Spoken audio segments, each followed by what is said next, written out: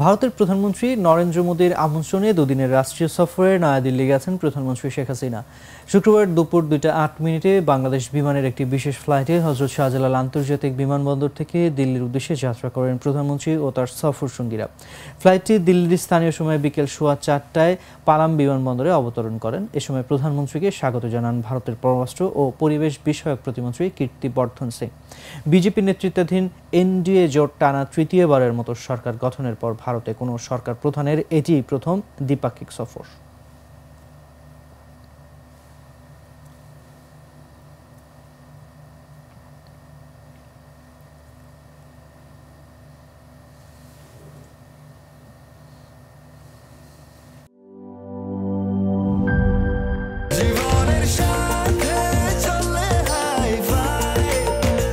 স্বাস্থ্যকর all time family cake, সব সময় অল টাইম হেলদি লাইফ।